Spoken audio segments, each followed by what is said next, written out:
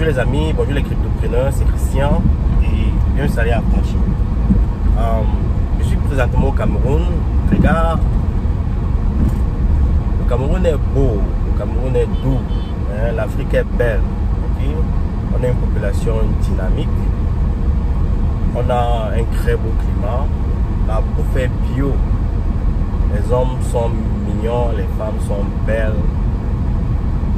Il y a le sourire partout malgré nos difficultés. Il y a bon, il est certes vrai qu'il y a un manque d'infrastructures.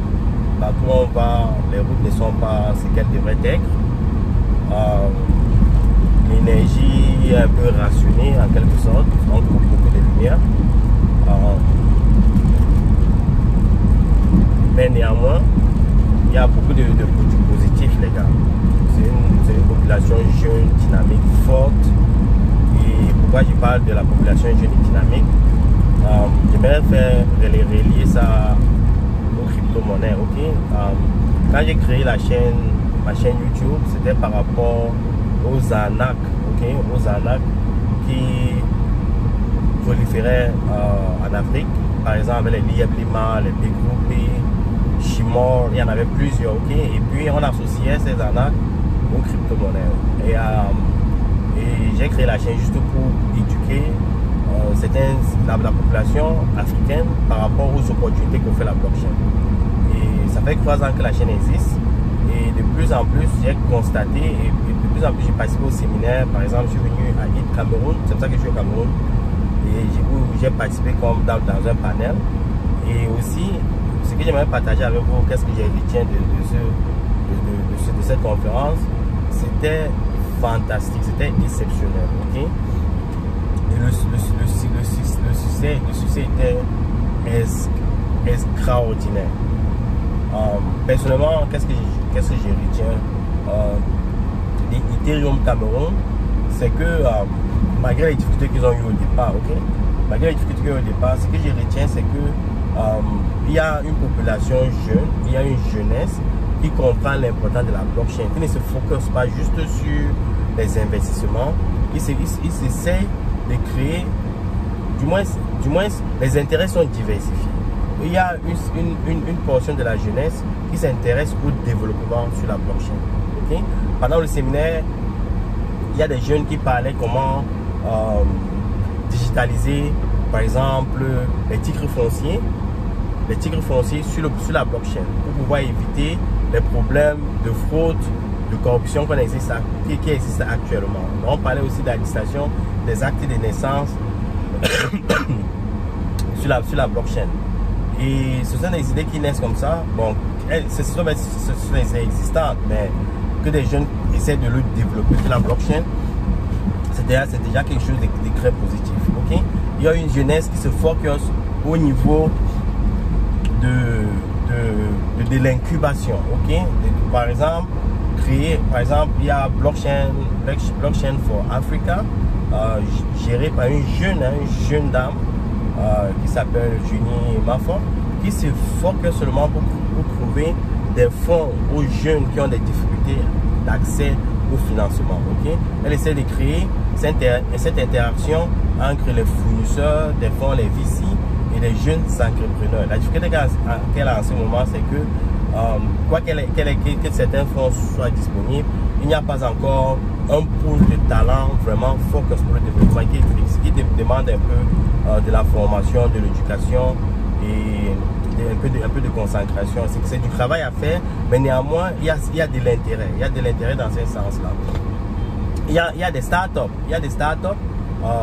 Les gars, pendant cette conférence, j'ai discuté avec 4 personnes qui avaient différentes startups. Il y a un qui parle de l'internet gratuit avec un modèle de rémunération extraordinaire que je ne peux pas dire ici parce que je ne sais même pas comment on vole son idée. Il y a des jeunes à CryptaPay, c'est un jeune qui venait du Bénin, Ogo, il voit c'est Sabi, qui a déjà installé des infrastructures au niveau de la blockchain pour pouvoir permettre aux individus, par exemple de la diaspora, d'envoyer, par exemple, de l'argent en Afrique avec les crypto-monnaies. Par exemple, je peux prendre par exemple des Ethereum, j'envoie dans sa blockchain et on convertit cet Ethereum en CFA. pour pouvoir remettre à la personne à qui j'envoie. Donc, il y a déjà ces infrastructures qui se mettent en place. Ok, il y a il y a aussi un panéliste qui parlait de, je pense, Our Village. C'est un projet de GIS, en quelque sorte, dans des zones rurales. Il y a certaines personnes, par exemple, qui n'ont pas accès au financement, qui par exemple ont du poisson et d'autres ont peut-être du plantain, et qui aimeraient faire cet échange-là.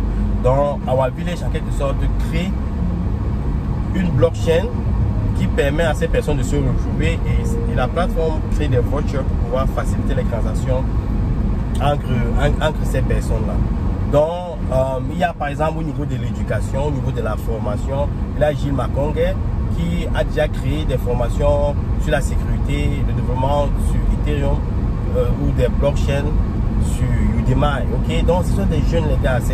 C'est fascinant de voir comment on a ces jeunesses dynamiques qui se mettent ensemble dans tous les domaines, dans des domaines diversifiés pour mettre des choses ensemble. Il y a par exemple des jeunes comme Steve qui sont en train de développer des communautés pour pouvoir créer des événements, informer, éduquer. Et vous voyez, de plus en plus, avec ces informations-là, on commence à toucher beaucoup d'Africains et à enlever le narratif que les crypto-monnaies, c'est de l'ANA. Okay? Parce que, les gars, les crypto-monnaies, c'est pas de l'ANA. Les crypto-monnaies offriront, et il y a aussi, bon, dans mon domaine, moi, je suis focus sur les investissements. Par exemple, trouver des projets à fort potentiel, investir très tôt et faire un transfert des richesses, peut-être des pays occidentaux vers l'Afrique. C'est ça qu'offre aussi la blockchain, parce que nous avons accès aux mêmes opportunités que ces gens-là. Ok, donc il faut investir dans des projets à fort potentiel, et à travers lesquels on peut faire les 10x, les 100x, c'est ça qui parle aussi sur cette chaîne-ci. Donc, les gars, il y a un certain dynamisme en Afrique qui se fait déjà ressentir. Et pendant l'été au Cameroun, c'est ce que j'ai vu. Et c'est ce qui m'a vraiment fasciné. Je suis hyper satisfait de mon séjour ici, parce que ce que j'ai vu m'a ébloui. Je suis entré, par exemple, il y en a plusieurs. Je suis tombé sur un jeune, je l'avais déjà rencontré. J'ai même fait une interview sur son entreprise, sur ce qu'il fait. Il forme des jeunes au niveau du crédit et c'est rentable, les gars. Moi, personnellement, le crédit a toujours été quelque chose. Je crois que je me suis formé dans le crédit, mais je n'ai jamais eu la chance de vraiment réaliser mon indépendance financière à travers ça. Et je dois expliquer pourquoi. Et ils forment des jeunes au niveau du crédit. Il y a maintenant des jeunes qui sont des professionnels du crédit. J'ai rencontré une jeune dame, je vais vous poster sa vidéo. Je me suis entretenu avec elle, qui fait beaucoup, qui maximise beaucoup de return à travers le crédit. Okay? Ils ont des structures sur place, ils ont des bureaux sur place, ils forment des jeunes, ils transfèrent de la connaissance, cette connaissance des crédits sur le forex, les crypto-monnaies à ces jeunes-là. Donc, au lieu de passer le temps à faire de la moto, vous voyez tous ces jeunes qui font de la moto, excusez-moi, vous voyez tous ces jeunes qui font de la moto, vous dites qu'il y a d'autres opportunités. Il faut juste être smart. Il y a d'autres opportunités. Il faut juste être smart et trouver ces options-là. Et maintenant, ces gens-là sont sur les motos, mais ne savent pas qu'il y a des opportunités. Et à travers la chaîne comme salarié à franchir, on essaie de les toucher. Donc, il y a en quelque sorte ce web-là, ces networks à travers le web, à travers qui se forment comme une toile d'araignée pour pouvoir toucher toutes ces personnes-là. Au niveau de la communication, vous avez salarié à franchir, vous avez la chaîne d'Elvis Kondjo. Et je n'oublie pas de parler d'Elvis Kondjo.